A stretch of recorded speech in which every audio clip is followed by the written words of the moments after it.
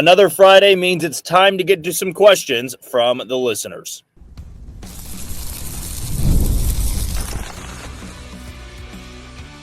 You are Locked On Royals, your daily Kansas City Royals podcast. Part of the Locked On Podcast Network, your team every day. You are tuned into another edition of Locked On Royals and the Locked On Podcast Network. I'm your host, Jack Johnson, and you can catch us on wherever you listen to podcasts, Spotify, Apple Podcast, Amazon Music, Google Podcast, Odyssey, and YouTube. Just be sure to hit the follow button and subscribe. And you can find me on Twitter or X, whatever you want to call it, at JohnnyJ_15. That's at JOHNYJ_15. And for you first-time listeners, I always say this is the episode to join us for because it's completely dedicated to you, the listener, and the follower, where you send in questions about the Royals. And throughout this 30-minute episode, I'll be trying to get to as many as I can. Probably not going to get to all of them, but if you really want your question to be answered, you can always leave a comment on this episode below, or you can just reach out to me directly on Twitter, and I should have an answer to you by the end of the weekend. As for the rest of our episodes throughout the week, we bring you 5 of them, 30-minute episodes, usually after the Royals game, unless it's a Friday, because our mailbag segments come out a little bit earlier than our post-game reactions. We also do have 60-second recaps at the end of every single game. We don't have traditional episodes on the weekend, but those 60-second recaps will continue into the weekend. You can expect those after every single Royals game. Before we dive into any of our questions, I want to let you know that today's sponsor is Amazon Fire TV Stick. Did you know that your Fire TV is also an Xbox? Turn any TV into your gaming and entertainment hub with Fire TV Stick 4K devices. No console required. You can head to Amazon.com/Fire TV Locked On to get started. Xbox Game Pass Ultimate subscription and compatible controller are required. To kick off our questions, we are going to head over to YouTube, with the first one being from Curtis. Is Salvi becoming almost a liability on offense? He swings at everything, no matter how bad it is, and just doesn't find a way to get on base much. I wouldn't say he's a liability, and here's the thing. These questions, they were before the doubleheader yesterday, so Salvi heating up a little bit more. He was great in the 2 games. We saw that some of the bad luck he was hitting into was turning into good luck. He had multiple doubles in the game, multiple RBIs. That was good to see for Salvador Perez. I would say this about his game. If you are expecting him to be this patient hitter, you just haven't been watching him long enough, because this is a guy that has never changed his plate approach over the course of his entire career. He is a free swinger. He is a bad ball hitter, and in some spots, that has benefited him. 2014 wild card, if Salvi was a patient hitter, he's not swinging at that pitch. He's letting Jason Hamill's curveball, get spoiled in the dirt, and we're not talking about the single down the line that he had past Donaldson. But also, when he's slumping, the slumps are pretty bad. I'm not going to go as far to say he's a liability. I would say, though, that he's nearing the end of his career, and eventually that drop-off, that fall-off is going to happen. I'm still not convinced it's this year, but as with any player, Father Time's undefeated, and with his play style, his approach, that's not somebody that's going to play till they're 40, 42 years old. Just too much of a free swinger, but that part of his game isn't going away anytime soon. J.A. Whitaker's question: what would you think if the Royals acquired O'Neal Cruz of the Pirates in a deal involving Jack Caglione? It's not a bad trade proposal. I'd be very curious who would turn it down, because the Pirates are very high on O'Neal Cruz as well. He's posted an OPS plus north of the league average every year of his big league career. He's not as good as his brother Ellie, who plays in Cincinnati, but he's one of the hardest hitters in baseball, or has the highest hard hit rate, or one of the top in all of baseball. Defensively, they moved him from shortstop to the outfield. There is some question, I feel, the Pirates broadcasting crew and Pirates personnel brought up of questioning the work ethic, or maybe the lack of motivation. There's been some weird plays in the outfield. I don't buy too much into that. I'd like to see more of the player before I could put that label on him of not trying at all. But it really comes down to me who would say no, because the Royals really value Jack Caglione. The Pirates really value Ellie De La Cruz. Ellie would be their center fielder if they would acquire him, and I do believe that's what it would take to move Ellie De La Cruz, or excuse me, O'Neal Cruz. I keep saying Ellie. O'Neal Cruz out of Pittsburgh and to Kansas City, it would take Jack Caglione in return.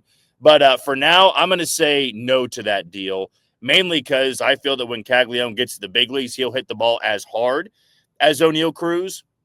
And I also believe his power has more of an upside than what O'Neal Cruz has in Pittsburgh. So I feel that the Royals would say no to that. It's a great trade proposal because that's one that hasn't been brought up to us.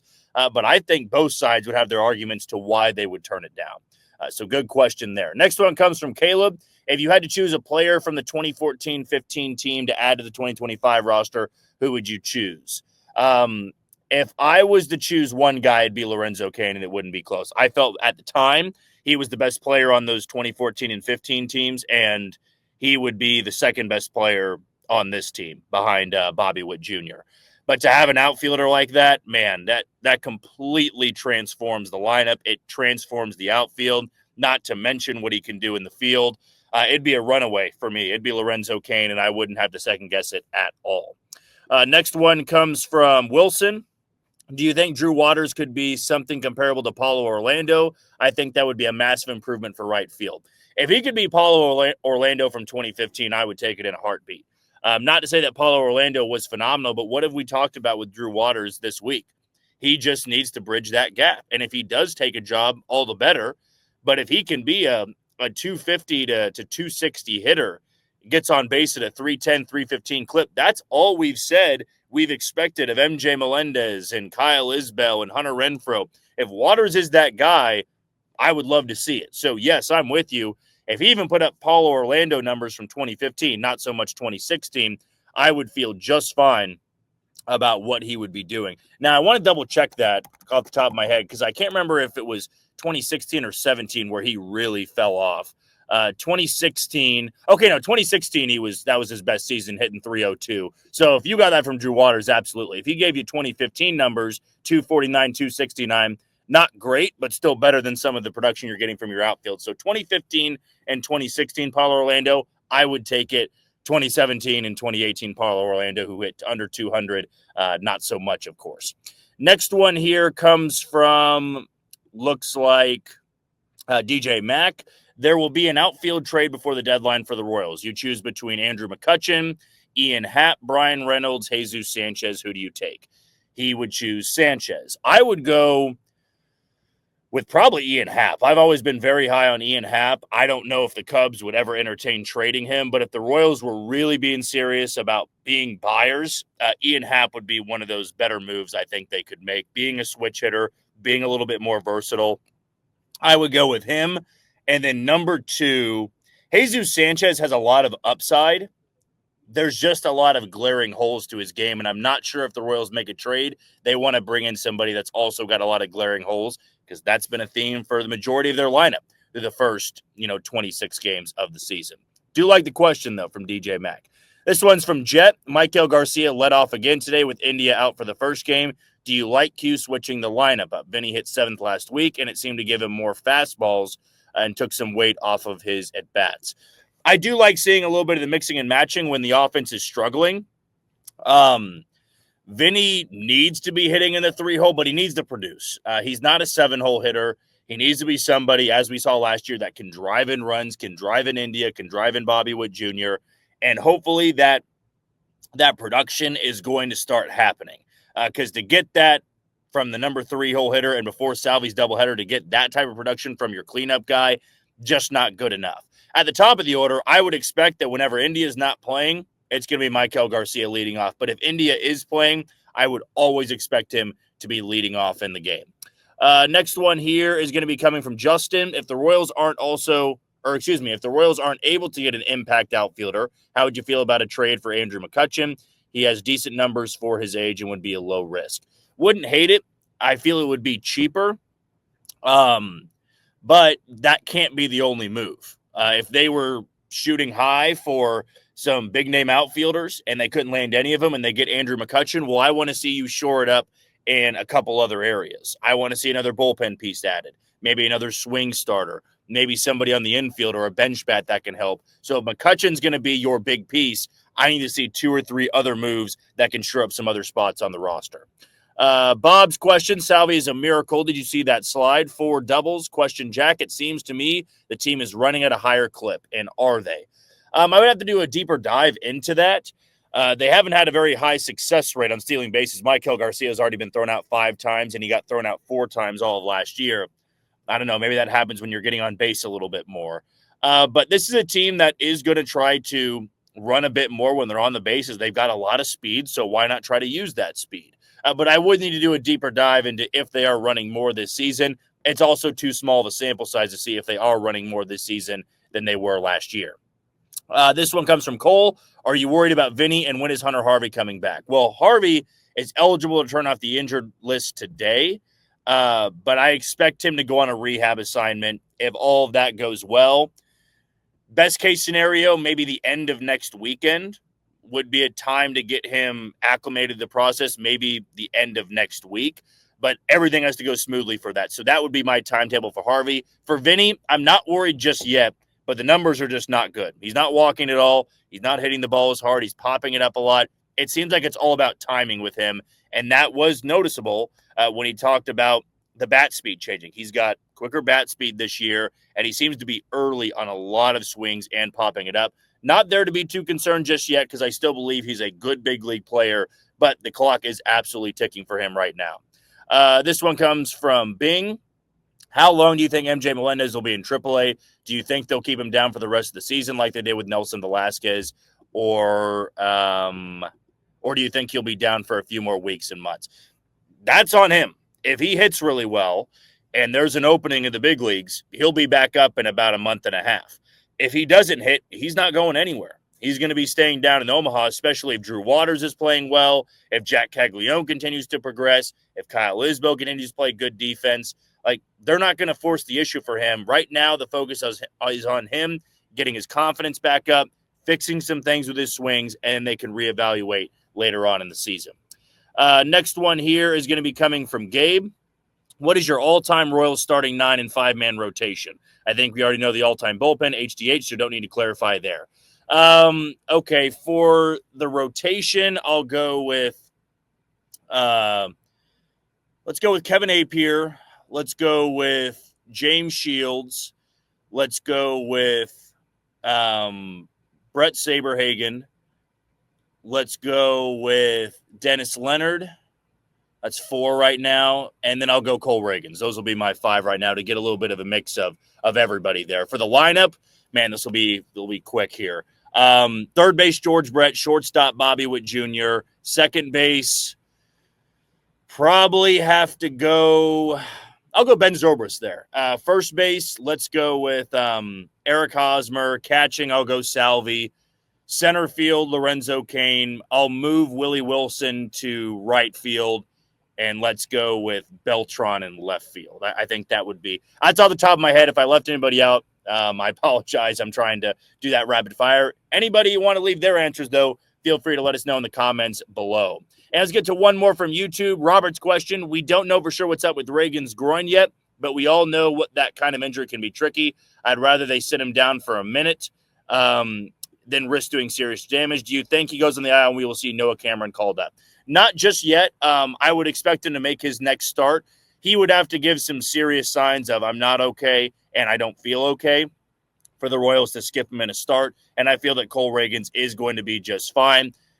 If he has a bad outing against Tampa Bay in his next start, maybe then you have to think about a quick IL stint to get him nice and fresh and ready to go for the next time he would take the bump. Okay, let's take our first break of the show. When we come back, still a lot of questions to get to on Twitter. That's coming up on Locked On Royals. You are tuned in to Locked On Royals on the Locked On Podcast Network. I'm your host, Jack Johnson, and you can find me on Twitter or X at JohnnyJ_15.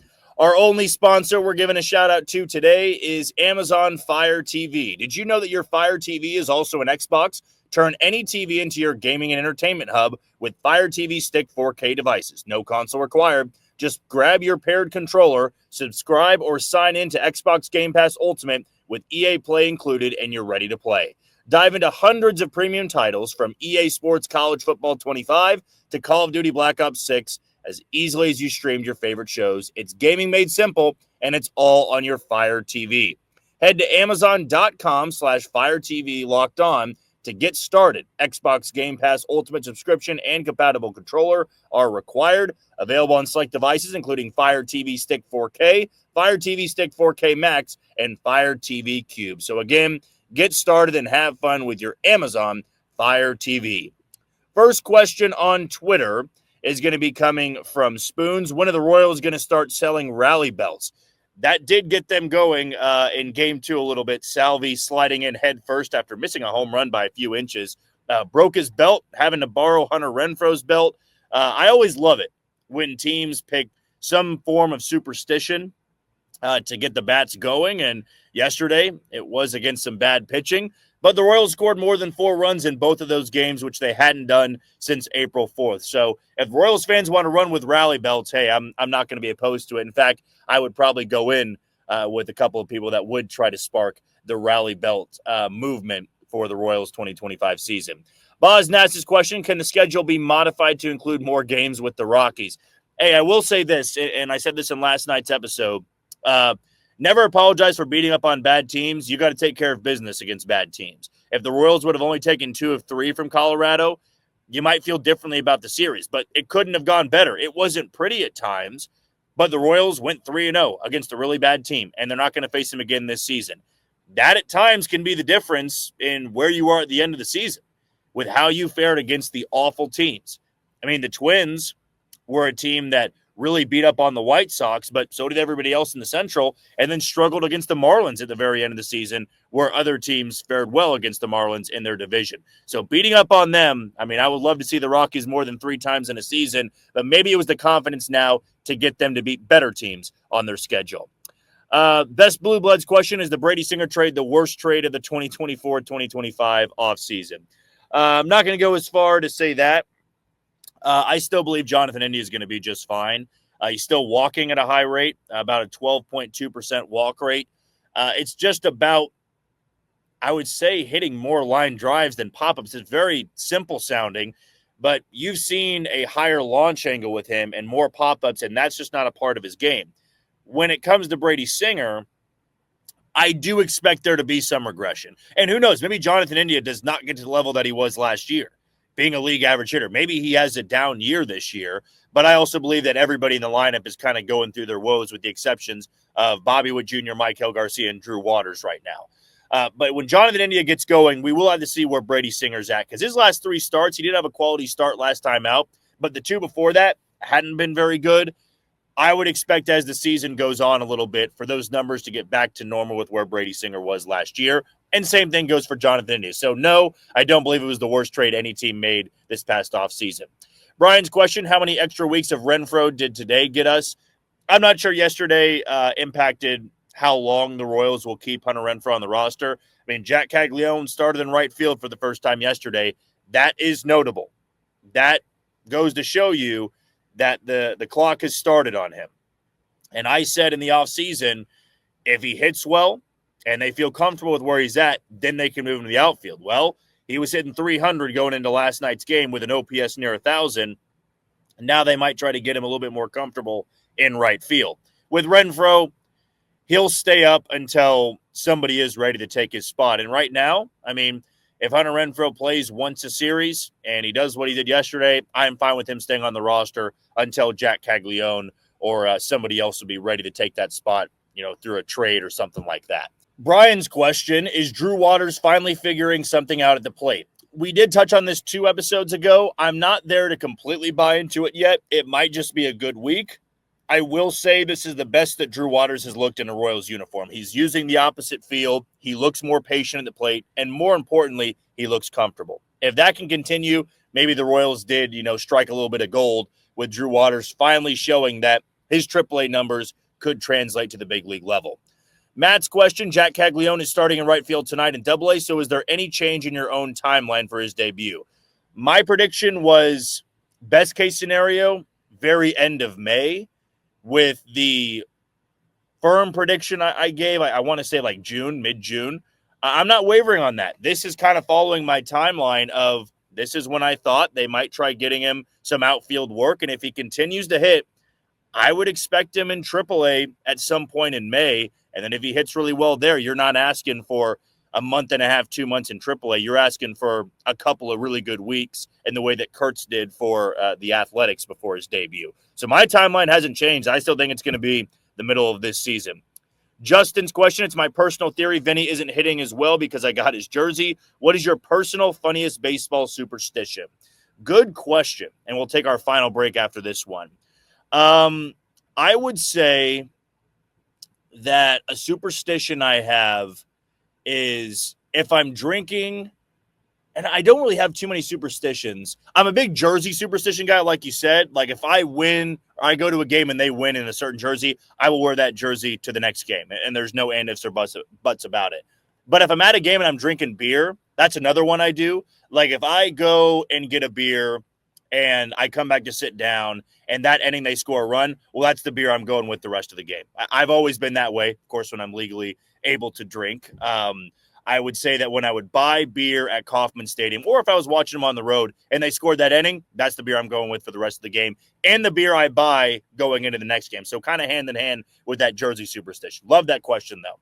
Let's take our final break of the show. When we come back, we'll wrap it all up with our final set of questions on Locked On Royals. You are tuned into Locked On Royals and the Locked On Podcast Network. I'm your host, Jack Johnson, and you can find me on Twitter or X at JohnnyJ_15. Our final questions will begin with DK. Can we schedule a triple header with the Rockies? So kind of same thing that was brought up in one of our earlier questions. Like I said, I know I'm repeating myself here a little bit. What I actually will spin it with here, because I don't want to repeat myself. My big question is going to be, will Colorado be worse than the White Sox were last year? And I believe that they're going to have a really good chance to do that. This roster is very comparable to what Chicago had. And the Rockies don't have a Luis Robert and his ceiling. And the White Sox also had Garrett Crochet for the first, or actually the entire year. It wasn't the first half of last year because he didn't get traded until the offseason. So they had Crochet and they had Luis Robert. They had some pieces. The Rockies don't have much. And they play in a very hitter-friendly ballpark where teams can come in and just mash their pitching. And they play in the best division in baseball, and maybe one of the best divisions we've ever seen in the NL West. So that would be my question. I don't know how bad it gets for the Rockies, but it's certainly not going to get much better than what they've shown the last handful of years. Jim's question, I think beating the Rockies technically only counts as a half win each. Like I said, he never apologized for beating up on bad teams in baseball. Chris's question, who are some prospects the Royals fans should be excited about outside of Jack and the highly regarded catching prospects like Jensen and Mitchell? On the pitching side of things, I would say Noah Cameron. I would say Eric Sarantola, Steven Zobak, Carson Rockefort's another outfielder I really like. Spencer Nivens, who they took a couple years ago, I'm pretty high on. Peyton Wilson has had a phenomenal start in Double-A. He is 25 years old, but that might mean a quicker move through Triple-A if he does get there here sometime soon. And then Blake Wolters will be the last one that I bring up there. Some prospects to keep your eye on if you're into stuff like that when it comes to the Royals farm system. Waka Season's question, would you personally make any changes to the order? Example, moving Vinny down a little bit and moving Garcia to lead off. I would move Garcia maybe to the 2-hole and have India leading off Garcia, then Bobby Witt Jr., but that would give you 4 righties in a row with Salvi hitting 4th. So I understand why they want Vinny in the 3-hole to give you the righty, lefty, righty look, and then you go back to a lefty at times with Massey, but then Garcia hit 5th yesterday. If I'm moving anybody up, it's Garcia. I'm also a believer, though, in if somebody's showing you they're hitting really well in one spot in the order, you keep them there. And Garcia's hitting really well in the 5-hole, and that's still a very high-valued spot in the lineup. So I'm not making any changes yet. If I were to make one, though, it would be almost swapping Garcia and Vinny of where they're at in the order. Next one is from Ballistic Bubic. What are the odds Bubic is an all-star? Right now, he's got a really good chance. He's been the Royals' best pitcher, and I believe that this type of play is believable. He might not be a sub-2 or sub-2.5 ERA guy.